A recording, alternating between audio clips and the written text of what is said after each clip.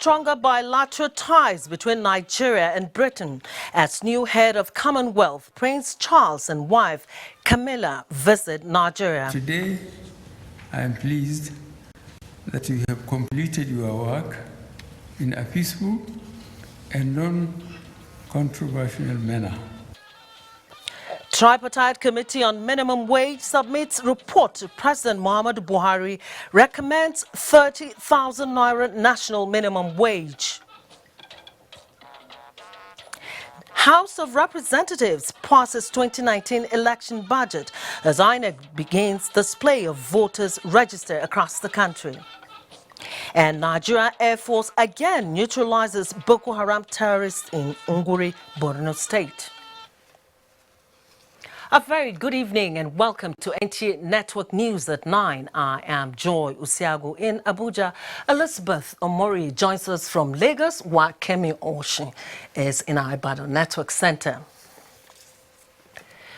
The Tripartite Committee on the National Minimum Wage has formally submitted its report to the federal government with a recommendation of 30,000 naira as the new minimum wage figure for workers in the country. President Muhammadu Buhari, who received the report, promised to put in place the necessary machinery immediately towards having a new minimum wage act for implementation. State House correspondent Adamu Sambo reports. A moment of anxiety, hope and indeed fulfillment for the Nigerian worker as President Muhammadu Buhari formally received the report of the new national minimum wage. Since the last review in 2011, President Buhari said many changes have taken place, including strong GDP growth rate for Nigeria, but the reported successes did not flow into the pockets and homes of the nation's majority. He described as pleasing that the Tripartite Committee on the National Minimum Wage has completed its work in a peaceful and non-confrontational manner. Committee chairman highlighted some of the challenges encountered during our deliberations. On the government side, the concerns raised were around affordability. On the other side, the points raised focused on the need for any increase to be meaningful. Both arguments are valid. I want to assure you we will immediately put in place the necessary machinery that will close out these open areas. Our plan is to transmit the executive bill to the National Assembly for the passage within the shortest possible time. I am fully committed to having a new National Minimum Wage Act in the very near future. President Buhari said as the executive arm reviews the report, members of the Tripartite Committee will continue to be engaged by government in closing any open areas. May I therefore employ workers and their leaders not to allow themselves to be used as political weapons. Chairman of the committee, Ama Pepul, had told the president that in arriving at the recommendations, workers' demand predicated on the high cost of living, among other factors, as well as macroeconomic indicators, especially the revenue and expenditure profile of the government, were carefully considered. While noting the offer of 24,000 by the federal government, is recommending an increase in the existing national minimum wage from 18,000 naira to 30,000 naira.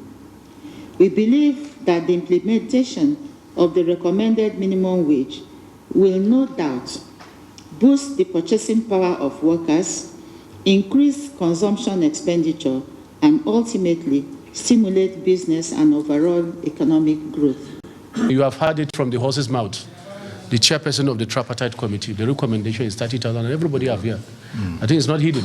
Every member of the committee signed the report, and therefore what I think going forward will assist all of us is the fact that once there is the will, the way will always be there. Already, the Tripartite Committee has provided a draft National Minimum Wage Bill 2018 for consideration by the federal government. Its enactment into law, members believe, is critical to the operation and future reviews of the national minimum wage. From the State House, Adamu Sambo, NTA News.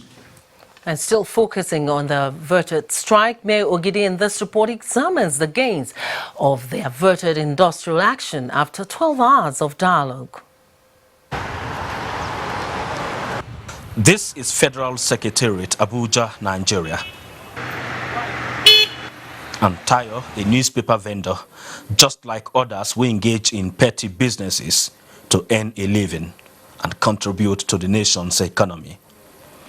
But when the news of the proposed strike by labor filtered in, Tayo's dreams were momentarily cut short. Most of my customers are the federal government workers, but let's say I lose 6,000 naira on a daily basis on what I'll make. You know, it gives me a lot of concern. If Tayo was in such an emotion-laden state for his 6,000 naira daily income, one can imagine what would have befell other businessmen and women in the country in the financial, aviation, oil and gas, and the power sectors, let alone the civil service. There will have been a total grounding of the economy. But I think I appreciate the way the union and the federal government went about sorting out this issue. Available records show that Nigerian economy is estimated to lose over 1 billion naira daily if the nationwide strike had not been averted. The tables here are two of such examples in the past. The content of the agreement by the parties is to pay 30,000 naira minimum wage, but Nigerians are still expressing concern. I just hope that they should implement it and they should start it. For the likes of Tayo, the prayer is for industrial harmony to prevail, for his little business to strive. Mie Ogidi, NTA News. Meanwhile, the National Association of Nigerian Students is appealing to the federal government to dialogue with the Colleges of Education Academic Staff Union with a view to resolving the 3-week industrial action embarked upon by the teachers for academic activities to resume in the colleges. Momso Damian Datti was at the NCC headquarters, Abuja, and now reports. Solidarity forever. From the 36 states of the Federation, including the FCT, students from various colleges of education converged on the headquarters of the National Commission for Colleges of Education, Abuja, to express their grievances. These colleges of education have been grandstanded for the past 1 month. They have been shut down. Our students have been at home and we are unhappy. A situation whereby provosts are asked to contract out the cleaning and the security of their colleges, whereas the amount being given to them cannot do the exercise, and then there are security lapses as a result of that. We have arranged and conducted a meeting with COASU and the Federal Ministry of Education, and they are addressing the issue. With government having met some of the demands, he appealed to COASU to evaluate the development and progress made so far and return to the classroom. Momsa Damien Dati, NTA News. And moving away from labour matters now, the Prince of Wales and head of the Commonwealth, Prince Charles, had begun a 3-day visit to Nigeria. State House correspondent Adam Sambo reports that the prince, accompanied by his wife and Duchess of Cornwall, arrived the State House to a befitting reception. The Prince of Wales was formally welcomed by President Muhammadu Buhari at the forecourt of the presidential villa and introduced to the Nigerian government officials present. The last time Prince Charles visited Nigeria was in 2006. He's using the opportunity of the visit to strengthen relations between Nigeria and Britain, as well as the Commonwealth. Prince Charles also engaged President Buhari on security issues and ways of addressing them for a united and prosperous Nigeria. And while the prince engaged President Muhammadu Buhari on state matters, the Duchess was with members of the Abuja Literacy Society, where she was presented with books authored by members. Patricia Esameluba reports that the Duchess stressed the importance of children and engagement in creative writing to better their future. The interaction between the Duchess of Cornwall and the Abuja Literacy Society via the British High Commission is one that hopefully could lead to more exchanges for the Nigerian cultural sector and that of Britain. Do you not know that poverty is not an Ijaw man? He will not spare the rest of us and afflict only the Ishan. He will step across the river and come across the border. So when the drums sound, let everybody answer. D.K. Chukwumerije is the program director, Abuja Literacy Society, who says the presence of Her Royal Highness is one that came with an opportunity to develop the link between Nigeria and the United Kingdom. The general perception of literacy is not just the ability to read and write, but goes beyond that dimension. In the words of former United States of American President Bill Clinton, he said, "Literacy is not a luxury. It is a right and a responsibility. If our world is to meet the challenges of the 21st century, we must harness the energy and creativity of all our citizens." With that at the back of one's mind, it will not be out of place to say, literacy is a necessity for citizens to make things turn around for the better. In Nigeria, though, in spite of efforts by both the government and different societies to address challenges in the field, the organizers say the issue of expanding the culture of readership, nature of Nigerian publishing industry are issues of concern. If you're going to improve the quality of your society, you need your writers and your thinkers. You need those people, their voices to be heard so that your society can grow and be better for it. Her Royal Highness assures the group of access to British publishers and other publishers in the Commonwealth. In Abuja, Patricia Esameluba, NTA News. And still focusing on President Muhammadu Buhari's activities for the day, he has described as not only distressing but also depressing the atrocious ethno-religious killings in parts of the country. Receiving leaders of the Church of Christ in Nations cooking, the president maintains that there is no alternative to living together in peace and harmony by Nigerians and charged them to exhibit that sense of responsibility and patriotism. State House correspondent Adamu Sambu completes the story. Leaders of the Church of Christ in Nations, led by Reverend Dacholom Datri, were in the State House to formally condemn the recent killing of an army general in Plateau State. They, however, used the opportunity to chronicle recent attacks against Christian communities in Plateau and neighboring states, resulting in the displacement of thousands of persons. Reverend Datri appealed to the federal government to ensure the safe return and rehabilitation of IDPs to their communities, in addition to the rebuilding of places of worship destroyed in the unfortunate incidents. The Cocking president also called on the federal government to take adequate measures at ensuring the release of Leah Sharibu and other abductees of Boko Haram terrorists. President Muhammadu Buhari said he has no reason whatsoever to doubt the report of the Cocking leadership as an organized institution on the atrocities committed, including the killing of General Idris Alkali. He therefore promised to exert more pressure on the Nigeria police to do what is necessary towards protecting lives and property. The president, who underscored the important roles religious leaders play in engendering peace, urged the clergy, community and traditional leaders to do much more in that regard for unity, stability and sustainable development of the country. Nigeria, he said, cannot afford to take its unity for granted and allow a return of the unfortunate perils of a civil war. The communities have lived long enough to know that there's nothing they can do with each other within the country other than to live together. Because none of the parties can eliminate the other. Please accept the leadership you earned in your communities by keeping charge and controlling them and practicing a lot of restraint in our relationship with our neighbors, whoever they are. Governor Simon Lalong of Plateau State, who was part of the delegation, also underscored the imperative of peaceful coexistence on the plateau and commended President Muhammadu Buhari for supporting his efforts at maintaining the peace enterprise. I always appeal that in a society like Plateau, we must learn to live together. Community leaders and religious leaders must also come out to expose criminals within their domain. But when they commit crime and community leaders or religious leaders fight to protect them, that is when we have problems. If I get this thing in your domain, you will hold the traditional ruler responsible. We will hold the community leaders responsible. We cannot say that we live in a community and we don't know who are criminals and who are good people.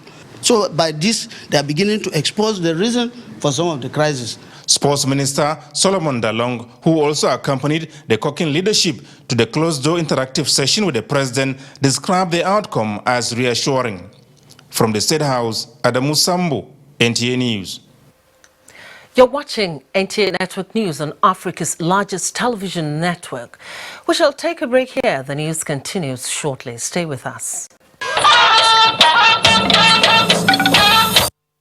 Thanks for staying with us. Now, turning to the National Assembly, President Muhammadu Buhari has submitted the 2019-2021 Medium-Term Expenditure Framework and Fiscal Strategy paper to the Senate. National Assembly correspondent Ignatius Onkwo reports that other matters of urgent public importance, an alleged assassination attempt on the Deputy President of the Senate, was brought under close examination. The process for the presentation of the 2019 appropriation bill before the National Assembly took off at Tuesday's plenary with the submission of the 2019-2021 Medium-Term Expenditure Framework and Fiscal Strategy paper by Mr. President. The MTF and FSP were prepared against the background of a generally uncertain global economic environment, as well as fiscal challenges in the domestic economy. Senate has commended the federal government and organized labor for averting the proposed industrial action and called on the two parties to further ensure effective service delivery. We hope that both sides will keep to their commitment. I want to urge us to suspend the strike it started 2 days ago so that our students remain in our universities. While the news of alleged attempted assassination on the Deputy President of the Senate, Ike Ekweremadu, was still making rounds in the National Assembly, his motion further heightened the shock that greeted the news as Senate directs its Committee on Police Affairs to investigate the matter. We eventually caught one of them, and then the rest escaped, and then we were able to hand over that one to the police, who are now investigating the matter. We wait to find out the outcome of the report. In the meantime, the chairman of the police should get in touch with the police and report back to him at the end of today. The bills for an act to establish Federal Polytechnic Aba Abia State, sponsored by Senator Theodore Orji, Federal College of Education Sabon Birni, Sokoto State, sponsored by Senator Ibrahim Gobir, Federal Polytechnic Selami, Sokoto State, from Senator Aliu Wamako, another one for the establishment of Federal College of Education, Gumel, sponsored by Senator Abdullahi Gumel, were passed. Federal Mortgage Bank of Nigeria Repeal and Reenactment Bill, National Housing Funds Amendment Bill, and the Federal Capital Territory Emergency Management Agency Establishment Bill, already passed by the House of Representatives, received concurrence from the National Assembly. Ignatius Onkwo, NTA News.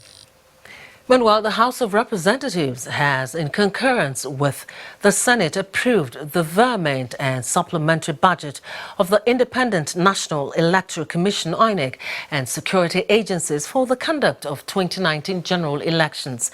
This was after the House had considered the report presented by Representative Emeka Azubowu before the Committee of Supply. National Assembly correspondent Lami Ali has details.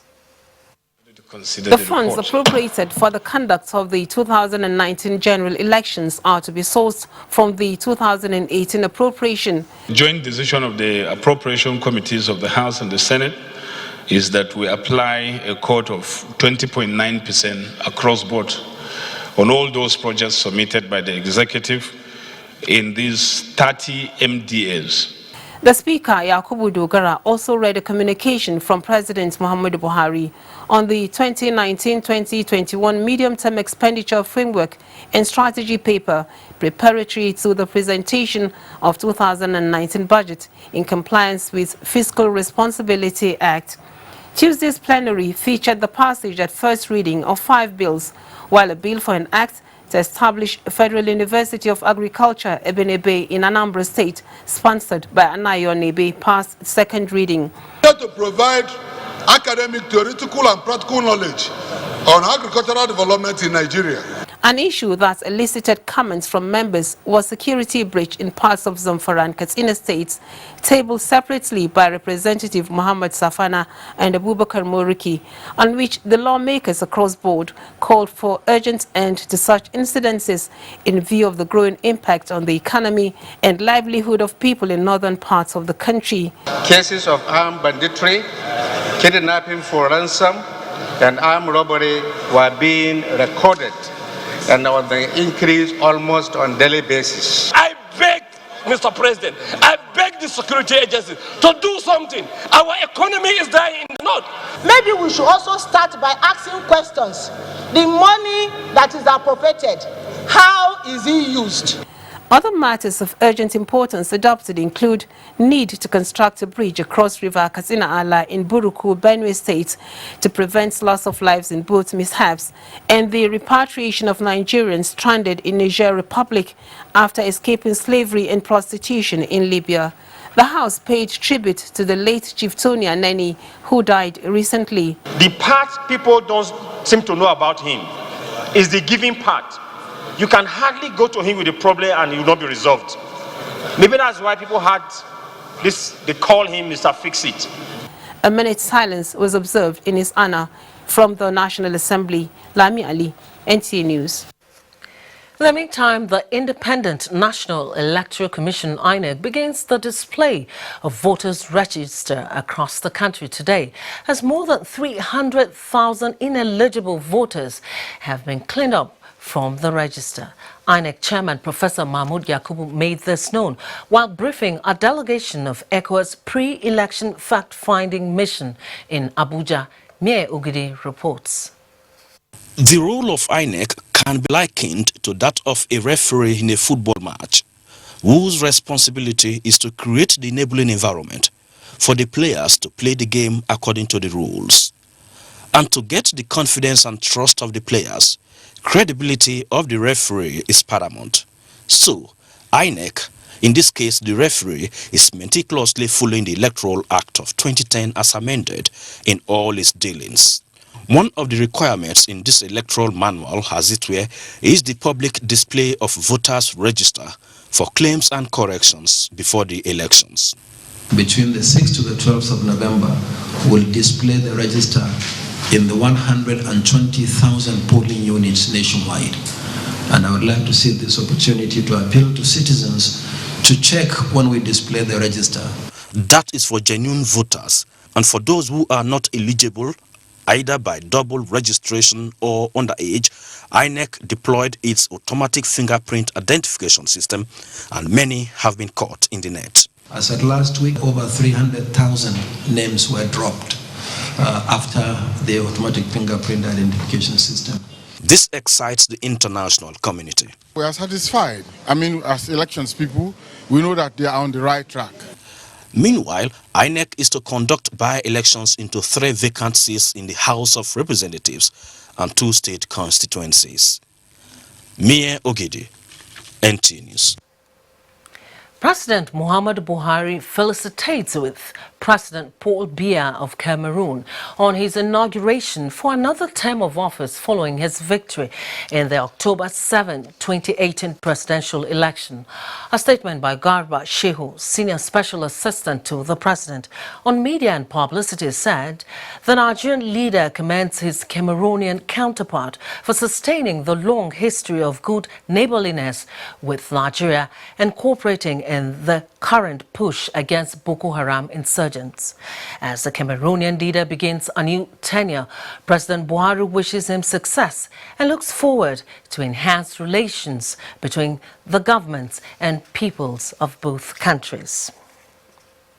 Now, for the second time in 2 months, ECOWAS Chairman President Muhammadu Buhari is engaging key political actors in Guinea-Bissau as the parliamentary elections earlier scheduled for November 18th appear not visible due to logistic challenges. Foreign Desk correspondent Makut Simon Machan reports that the Minister of Foreign Affairs, Geoffrey Onyema, conveyed Nigeria's technical and material support to a successful elections in Guinea-Bissau. As part of ensuring political stability in Guinea-Bissau, the Economic Community of West African States, ECOWAS, has continued to engage political actors in that country for peaceful transition and conduct of free, fair and credible elections. Under President Muhammadu Buhari's chairmanship of ECOWAS, the determination to achieve these tasks is growing. Having sent the Minister of Foreign Affairs, Geoffrey Onyema, a special envoy to Guinea-Bissau in September, the President again dispatched the Minister for another follow-up. The deadline for the census, for the counting, will have to be shifted a bit, and the elections, the legislative elections themselves, will have to be shifted a bit. Complaints of non-inclusion, irregularities and slow process of registration were put forward when the minister met with some opposition party representatives. Let us have these elections. We will have the full support of ECOWAS, and if there are any issues, ECOWAS will deal with that. The envoy later proceeded to Guinea-Conakry to meet with President Alpha Condé, who is the ECOWAS mediator for Guinea-Bissau. From Bissau, Makut Simon Macham, NTA News. And for a bit on legal matters, practitioners of the legal profession have been told to brace up to their roles in the nation's development by being upright in upholding the nation's laws. This was the position of legal experts at this year's Fellows Lecture of the Nigerian Institute of Advanced Legal Studies. Femi Okeo reports. The Nigerian Institute of Advanced Legal Studies uses its annual lecture series to interrogate national issues and also confer fellowships on legal practitioners who have promoted the profession over the years. This year, the lecture looked at the role of the bar in the fight against corruption. When we exercise our functions or duties as defense counsel, we must be guided by the rules of professional conduct. 6 notable judicial officers and legal practitioners were conferred with the fellowship of the Institute. They too spoke on how the legal profession can aid national development. If each and every one of us abide by the rule of law, this country will go to the greatest heights. The target must be justice and fairness at all costs and at all times. The legal profession should be asking the necessary questions. They should take responsibility and give leadership. The fellowship of the Nigerian Institute of Advanced Legal Studies helps to encourage a deeper intellectual and professional contribution to the legal profession in Nigeria. In Abuja, Femi Okeowo, NTA News. Moving on now to security matters.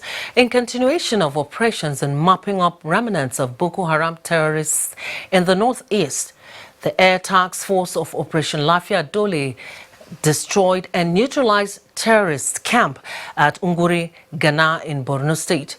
The Director of Public Relations and Information, Air Commodore Ibikunle Daramola, stated that the operation was carried out based on intelligence reports indicating the presence of the terrorists in camps around Kumshi general area.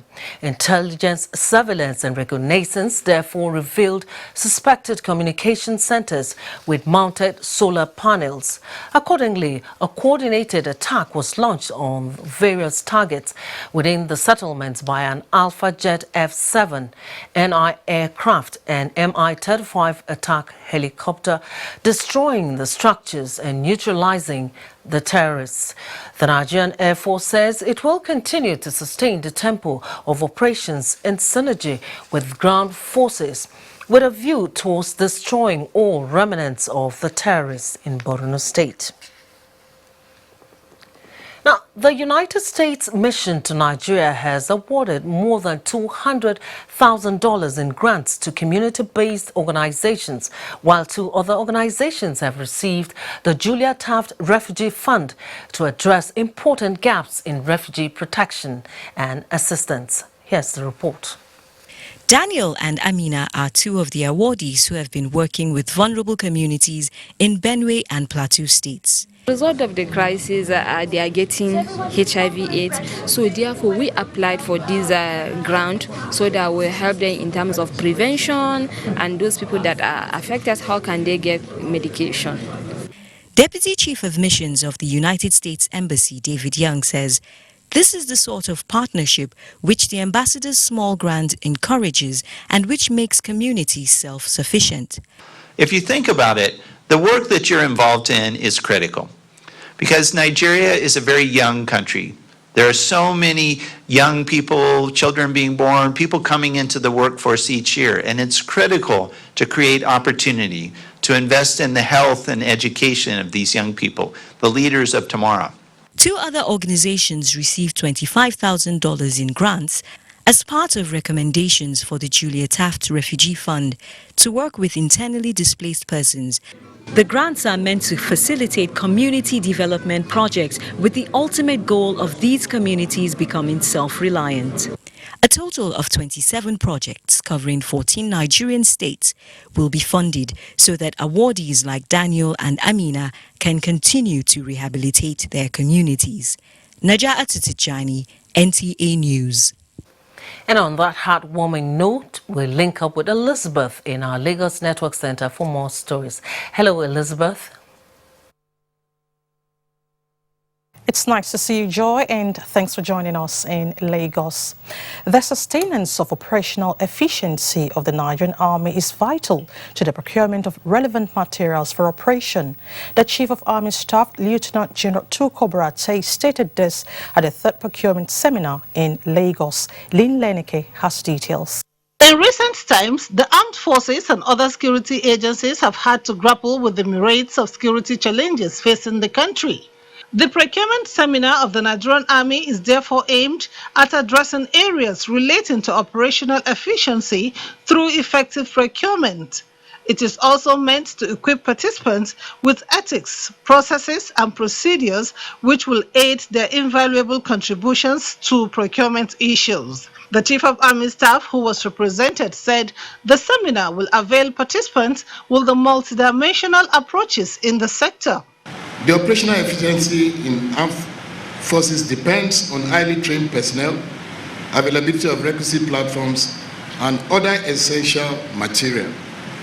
In this regards, the Nigerian Army is exploiting training, technology, research and development, and establishment of essential formations to show up its operational efficiency.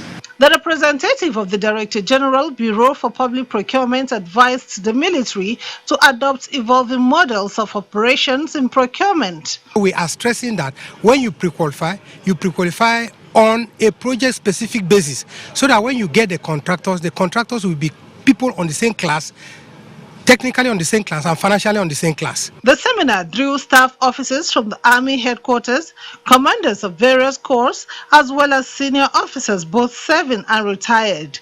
In Lagos, Lynn Lenake, NTA News. The Nigeria Depositor Insurance Corporation, NDIC, is raising public awareness regarding its operations in attending to the aggrieved depositors of failed financial institutions in the country. This was at the NDIC Special Day at the ongoing 2018 Lagos International Trade Fair. Mohammed Abdulkadri reports. The convergence of big players in the financial sector on Tafawa Balewa Auditorium Lagos underscores the role of the NDIC in stabilizing the nation's economy. Your presence among us is not only a measure of the high esteem in which you hold the corporation, it is also indicative of your concern about the stability of the nation's financial system. The NDIC Special Day at the Lagos Trade Fair featured cultural performance depicting national unity. It also provided a platform for enhanced interaction among like minds, which set the tone for improved synergy with chambers of commerce and industry. The cooperation has gone from strength to strength in ensuring that the overriding public policy objective for establishing an explicit deposit insurance system in the country were realized. Meanwhile, it was a beehive of activity at the NDIC stand at the fair, and this was the scenario at the entry point.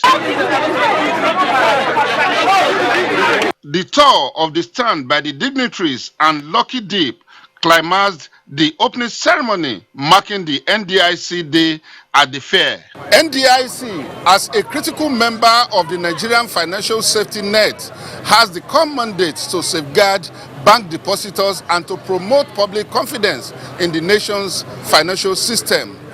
From the Lagos International Trade Fair, Muhammad Abdel Kadri, NTA News. You're still watching NTA Network News. More reports ahead after this time out. Stay with us.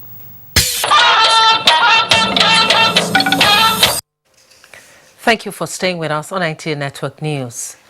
The federal government has refuted media reports credited to the United States Department of Agriculture on the importation of rice to Nigeria, as well as the decline in local production of the commodity as false and baseless. The Minister of Information and Culture, Lai Mohammed, while briefing journalists on the issue, said the claim that Nigeria imported 3 million metric tons of rice in 2018 is untrue. The minister maintains that the Anchor Borrowers Program is working and Nigeria has been able to cut down importation of rice by 90%. The Rice Producers Association and also with the millers, and they all confirm this story is not true. We challenge the U.S. Department of Agriculture to provide evidence that Form M was opened to bring in 400 metric tons of rice over and above that of last year, and that letter of credits were open for this. The records are very clear as to importation of rice. You don't have to take my words, but go to Thailand rice millers, and the figures are there. The first claim that local rice production is in decline, again, absolutely false. And yesterday when I spoke to the millers, one of them said, please just come to Kano. Come to my factory, you are going to see 2-kilometer length of trailers waiting to discharge paddy rice. And talking business news now, Central Bank of Nigeria partners African Institute for Remittances for capacity strengthening initiative in the area of remittances statistics. Aminano Jim has details on business news.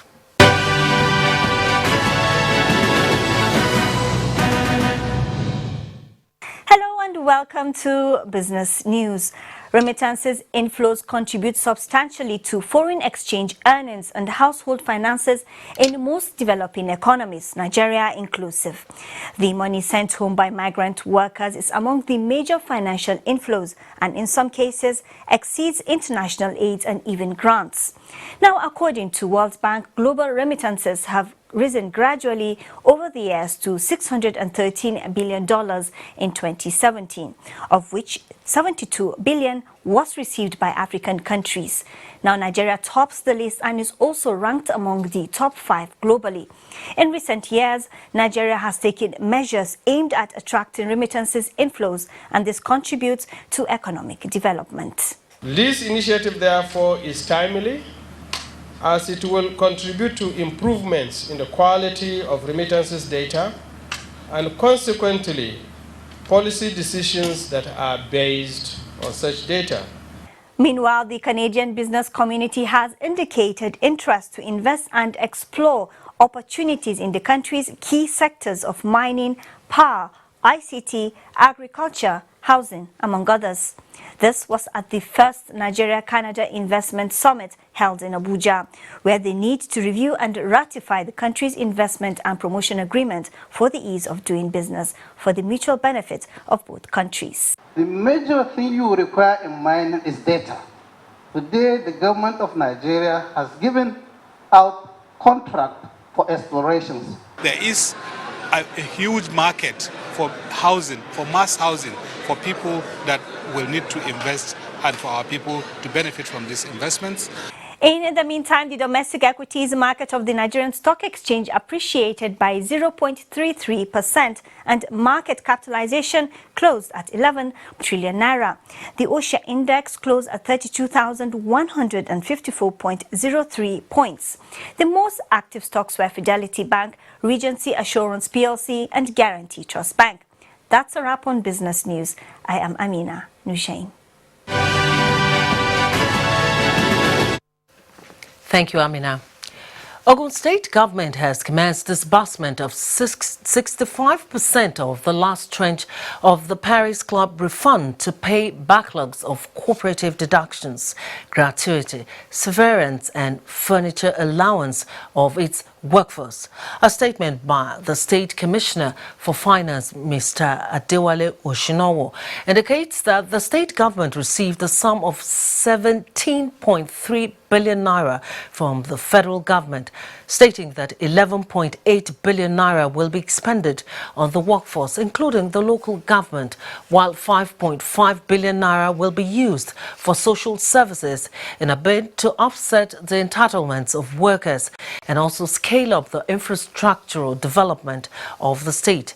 The statement adds that the Ibikunle Amosun administration places high premium on the welfare of its workers, describing the civil service as the engine room of government, and this payment will further boost productivity of the workforce.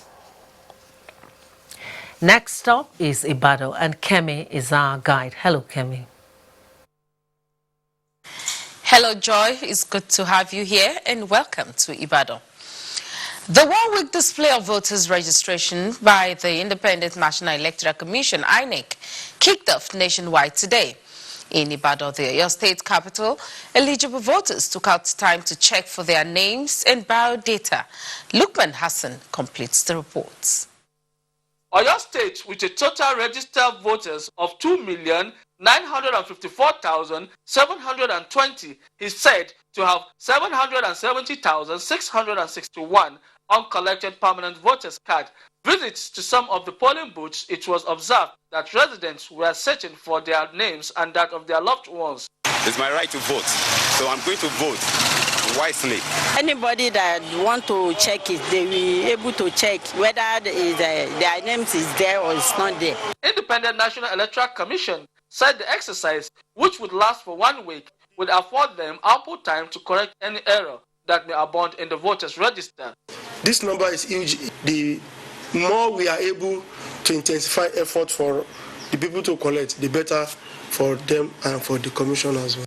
Oyo State, with a total population of about 5,580,894, has 53% of its population eligible to vote in the forthcoming general elections. In Ibadan, Lukman Hassan, NTA News. And as the Senate Committee on Environment, led by its chairman, Senator Oluremi Tinubu, visits Oyo State on oversight function, Governor Abiola Ajimobi restates his administration's drive to harness environmental potentials for economic benefits. Adebola Ogulano has details. The Committee on Environment, led by Senator Oluremi Tinubu, paid a solidarity visit to Governor Abiola Ajimobi. Senator Remi Tinubu said the committee is out to let the people know that the present administration has the interest of the people at heart. We don't know the impact yet, but at least we could feel some, but we've seen at least the attraction that it has brought to them, and then also the autonomy for them to be able to act. Because the environment is everything. The first impression of anybody coming to your state is the environment that it is. The Senate committee was also at Federal Research Institute of Nigeria, one of the agencies under the Ministry of Environment that has justified its fiscal allocation in the 2017 budget. Senator Oluremi Tinubu added that the committee's visit has shown that the institute has the potential to cope with the expansions in the scope of its activities in exploring the vast potential for forestry for economic diversification. The team of senators also visited the college arm of the Research Institute, which has recently become a full-fledged tertiary institution since its establishment in 1939. In Ibadan, Adebola Ogunlano, NTA News. And you're still watching NTA Network News at 9. More reports after these messages. Don't go away. The impact of hate speech on the electoral process and nation building is the focus this week on NTA Tuesday Live. The program promises to be incisive and educative with those who should know. Don't miss it. And that's NTA Network News. We thank you for staying with us on behalf of the production crew. I am Joy Osiago. Have a pleasant evening.